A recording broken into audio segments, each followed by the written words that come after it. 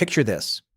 An ancient human somewhere in what will eventually become Germany, roughly 40,000 years ago, has just spent the better part of 3 days carving a small figurine from the tusk of a mammoth. Not a tool, not something with an obvious survival function, not food, not shelter, not warmth. A small, carefully shaped object depicting a lion with a human body, the head of a lion on the torso of a person, rendered with a level of skill and attention that required sustained effort across multiple work sessions, using fine stone tools to produce details that the carver clearly cared about getting right. Think about that for a moment. This person is living in the Ice Age. The temperature outside is somewhere between deeply unpleasant and medically concerning. The food situation requires constant active management. There are predators that consider this person a viable prey option.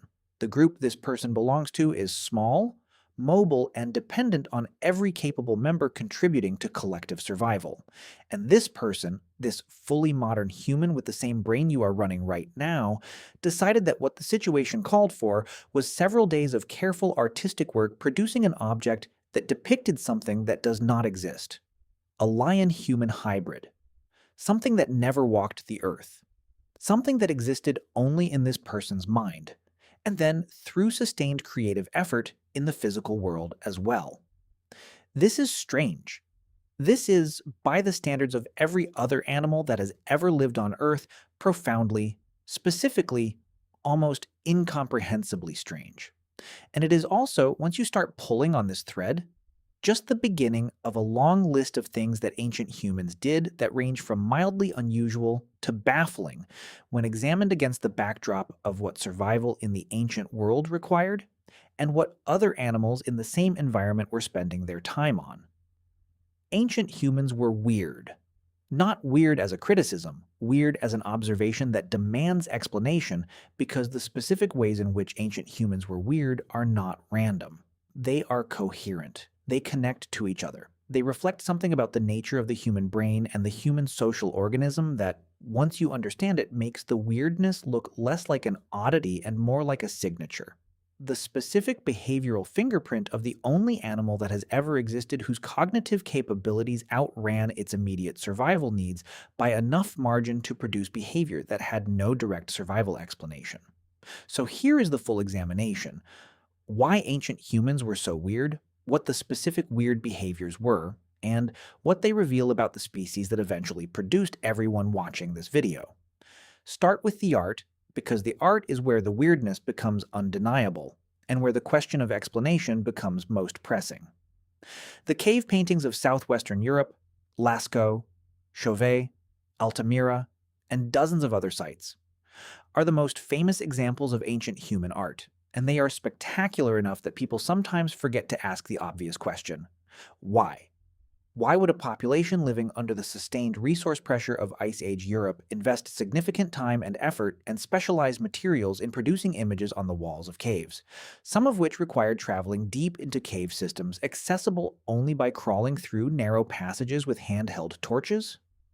The obvious answer: that ancient humans made art for the same reason modern humans make art, because the cognitive and emotional drives that produce artistic behavior were present and active, is almost certainly correct but is also slightly circular. It tells us that ancient humans made art because they were the kind of animals that made art. The more interesting question is what it means to be that kind of animal, and why being that kind of animal was compatible with survival rather than being selected against.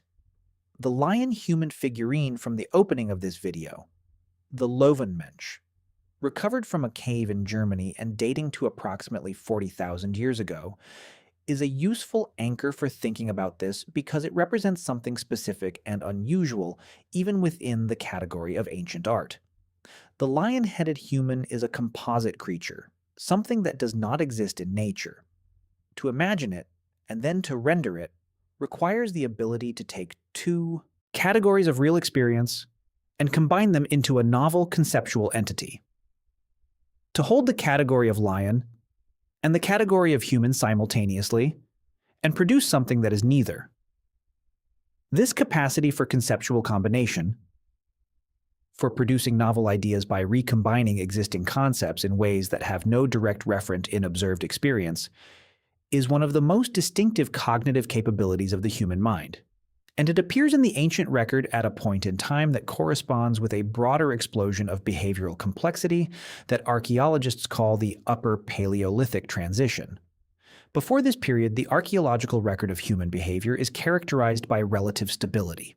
The same tool types, the same basic site arrangements, the same material culture persisting across long time spans with limited innovation. After it, the record transforms. A sudden proliferation of artistic expression, new tool technologies, personal ornaments, evidence of long-distance trade networks, more complex social arrangements, and the kind of behavioral diversity across different groups that marks the beginning of something recognizable as human culture. What happened? The brain was already large before this transition. The cognitive hardware was in place. The most plausible explanation for the behavioral transformation is that the cognitive software reached a threshold, a level of connectivity between different cognitive systems that allowed the kind of cross-domain thinking, symbolic representation, and conceptual combination that the subsequent explosion of behavioral complexity required. The weirdness did not begin all at once, but the Upper Paleolithic transition is the point in the record where it becomes unmistakably visible and unmistakably accelerating. Personal ornamentation is the next category of ancient human weirdness worth examining, because it is both universal across ancient human cultures and specifically strange from any purely survival-oriented standpoint. Ancient humans decorated themselves. Perforated shells, carved ivory beads, animal teeth worn as pendants, ochre pigment applied to skin and clothing. Personal ornamentation appears in the archaeological record early, persists across the entire span of ancient human history, and shows up in every geographic region and every cultural context that ancient humans occupied. Why is this strange? Because personal ornamentation serves no obvious survival function. A perforated shell around someone's neck does not make them warmer, faster, stronger, better at finding food, or more resistant to disease. It makes them look different from someone without one. It communicates something, and this is the key about who they are in a social context that extends beyond their immediate physical presence. Personal ornamentation is, in its functional essence, a social signaling technology.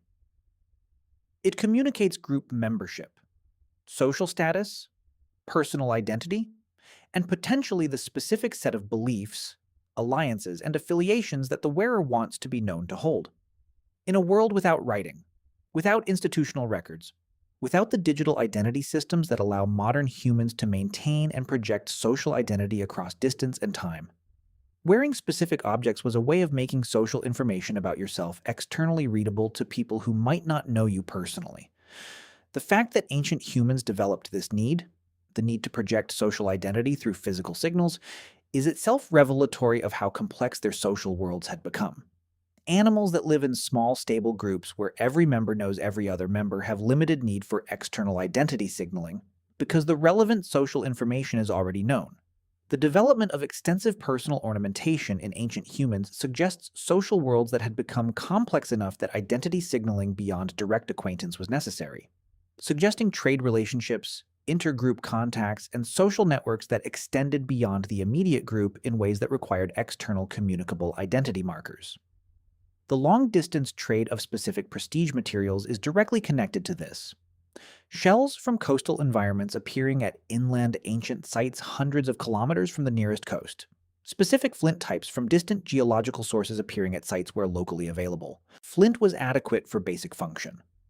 Amber from the Baltic appearing in Central European ancient contexts. The movement of these materials across distances that required either direct long-distance travel or multi-stage exchange networks tells us that ancient humans were maintaining social relationships and exchange systems across geographic scales that went far beyond what immediate survival required. This is weird in the specific sense of representing behavioral complexity that exceeded immediate need. Ancient humans who could have sourced adequate local materials for all their functional requirements were instead investing in the acquisition of specific non-local materials that carried social and symbolic significance beyond their functional properties. The value was not in what the object could do in a physical sense. The value was in what possessing and displaying it communicated in a social sense.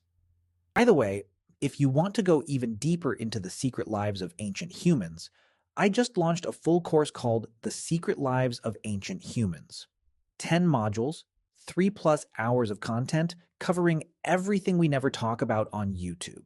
What they feared, how they communicated, what hunted them, and much more. Plus an exclusive PDF guide included. Link in the description. See you inside. And the fact that this social communication was worth the investment of effort required to obtain non-local materials tells us that the social worlds of ancient humans were operating at a level of complexity where such investments had real returns. Burial practices represent another category of ancient human weirdness that is simultaneously ubiquitous and specifically strange. Ancient humans buried their dead, not just removed them from the living area to prevent the health risks of decomposing remains, which would be explicable as basic hygiene practice, but buried them with deliberate arrangement, with grave goods placed alongside the body, sometimes with pigments applied to the remains, sometimes in postures that appear to reflect intentional positioning rather than mere disposal. The arrangement of bodies in ancient burials, often in flexed positions, sometimes oriented in specific directions, sometimes accompanied by specific objects, implies a set of beliefs and practices around death that extended beyond the immediate practical reality of a group member being gone. It implies, at minimum, that the dead were regarded as beings for whom the manner of their transition to non-living status mattered in some way that the living group felt responsible for managing correctly. The specific form that responsibility took, the particular arrangements, the specific grave goods, the application of ochre that may have carried symbolic meaning, varied across cultures and time periods. The existence of the practice, the basic fact that ancient humans took deliberate, effortful action to manage the transition of the dead in ways that went beyond practical necessity, was consistent. This consistency across cultures and time periods, appearing independently in geographically separated populations with no contact with each other, suggests that the cognitive and emotional responses to death that produce burial practices were arising from the same underlying psychological architecture rather than being culturally transmitted from a single source. Ancient humans who watched group members die were experiencing responses: grief, fear, the cognitive disruption of having a person who occupied a specific social role suddenly absent, that their cognitive systems were processing in ways that produced behavioral responses. Burial was one form of behavioral response to the cognitive and emotional reality of death, and the fact that it appeared across the ancient human world suggests that the experience of death was producing similar cognitive processing demands across all populations. The use of psychoactive substances by ancient humans belongs in any honest discussion of ancient human weirdness, because the evidence for it is surprisingly robust and because it suggests that the pursuit of altered states of consciousness was a feature of ancient human behavior rather than a modern development. Certain plants with psychoactive properties were being used by ancient and early human populations across multiple geographic regions, and the cultural contexts in which they were used, typically ritual, ceremonial, or shamanic contexts rather than casual individual use, suggest that the altered states they produced were regarded as having specific significance rather than being pursued purely for hedonic reasons. Why is this weird? Because actively seeking to alter your own cognitive state, to temporarily modify the perceptual and cognitive processing of the only brain you have available to navigate a dangerous world, seems, from a pure survival standpoint, like a questionable priority. The answer to why ancient humans did it anyway connects to everything else in this discussion: the human brain's capacity for symbolic thought, for conceptual worlds that extend beyond the immediately observable, for experiences that carried meaning within social and spiritual frameworks that ancient humans were constructing and inhabiting. The altered states produced by psychoactive substances were not random cognitive disruption. They were experienced as access to specific kinds of knowledge, connection, or perception that the ordinary waking state did not provide, and which the social and spiritual frameworks of ancient communities valued. The specific weirdness of ancient human laughter deserves a moment of attention, because humor is one of the most distinctively human behavioral outputs and one of the most underexamined in discussions of ancient behavior. Ancient humans laughed, almost certainly at many of the same things modern humans find funny: the unexpected, the incongruous, the gap between dignity and its absence, the social situations that produce awkwardness, the physical comedy of people falling down or walking into things, the cognitive mechanism underlying humor, the detection of incongruity, the resolution of that incongruity in an unexpected direction, the social signaling of shared perception through laughter, is ancient and cross-cultural in ways that suggest it was present in ancient humans as fully as in modern ones. This is strange in the sense that humor, like art, does not have an obvious direct survival function.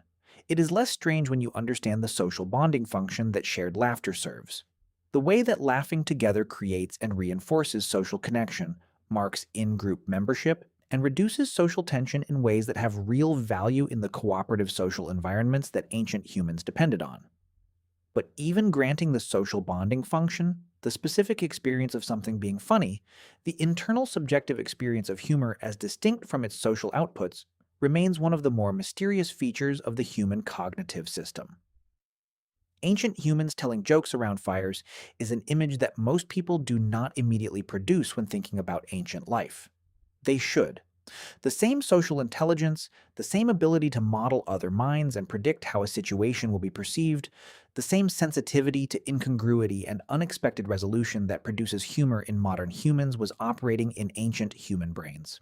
Someone in every ancient camp at some point in every day said something that made the people around them laugh. This is not speculation. It is the expected behavioral output of beings with the cognitive profile that ancient humans possessed in social environments where the bonding functions of shared laughter were as relevant then as they are now. Teaching is another ancient human behavior that is strange when examined carefully. Ancient humans did not just transmit information to each other through demonstration and imitation, they taught. Deliberate, effortful, student model adjusted teaching where the person with knowledge modified their behavior specifically to facilitate the learner's acquisition of that knowledge, rather than simply performing the behavior and allowing the learner to observe and imitate. The distinction matters because active teaching requires a specific cognitive capacity, the ability to model the learner's current state of knowledge, identify the gap between that state and the target state, and adjust the instructional behavior to bridge that gap. This is cognitively demanding in ways that imitation learning is not, and it is something that humans do with an ease and a thoroughness that no other animal approaches. The teaching of complex skills, flint knapping, hide preparation, fire making, plant identification, navigation, astronomical knowledge for seasonal tracking, in ancient human groups was not incidental to group survival. It was the mechanism by which the accumulated knowledge of generations was transmitted forward rather than being lost at the death of the individuals who held it. The compounding of knowledge across generations that made ancient human technological and cultural development possible depended entirely on this teaching capacity. Without deliberate, adjusted student-responsive teaching, each generation would have had to rediscover most of what the previous generation knew rather than building on it. Ancient humans singing is in the same category as ancient humans laughing, an obvious behavioral inference from the cognitive profile of the beings involved that somehow often gets left out of popular accounts of ancient life. Music appears in the ancient record in the form of manufactured instruments, bone flutes, drums, and other sound-producing objects. But the human voice is an instrument that leaves no archaeological trace, and vocal music almost certainly predates and far exceeded manufactured instruments in frequency and importance. Ancient humans sang. They sang in groups, almost certainly, given the social bonding functions of coordinated vocal music. They sang in contexts of ritual and ceremony. They sang probably in the evenings around fires, and while performing repetitive work tasks that the rhythmic accompaniment of song made more endurable, and in the specific contexts of grief and joy and communal celebration that every human culture has found music appropriate for. The weirdness of music is the weirdness of all expressive behavior. The fact that investing energy and time in producing patterns of sound that have no nutritional, defensive, or directly survival relevant function was something that ancient humans did consistently across all cultures throughout the entire span of human existence. The investment was worth it because the cognitive, emotional, and social returns from music were real. The synchronization of group emotional states, the reinforcement of social bonds, the expression of internal states that language sometimes cannot adequately convey. But the returns operated at levels of human experience that go well beyond immediate survival, which is exactly what makes them weird in the specific sense this entire discussion has been building toward. Ancient humans were weird because they were the first animals in the history of life on Earth whose cognitive capabilities had outrun their immediate survival requirements by enough margin to produce a category of behavior that existed to serve needs that transcended survival. The need for meaning, the need for beauty, the need for social connection that extended beyond functional cooperation, the need to understand the world symbolically rather than just practically, the need to leave some mark of having existed that would persist after the individual was gone. Every weird thing ancient humans did, the lion human figurines, the cave paintings, the personal ornaments, the grave goods, the laughter, the music, the deliberate pursuit of altered states, was an expression of a cognitive system that had developed the capacity to inhabit a world of meaning that existed alongside and beyond the physical world of survival. The physical world of survival was real and demanding and required constant engagement. But ancient humans were also, simultaneously, living in a symbolic world of their own construction, populating that world with meaning and behaving in ways that served their needs within that symbolic world even when those behaviors had no direct physical survival justification. This is what makes ancient humans weird, and it is also, if you sit with it long enough, what makes them recognizable. The person who spent 3 days carving a lion human from mammoth ivory in the Ice Age was not doing something inexplicably alien. They were doing something that, if you had the materials and the time and the specific inner world that produced it, you might understand in a way that the lion standing at the waterhole never would. They were making something that meant something.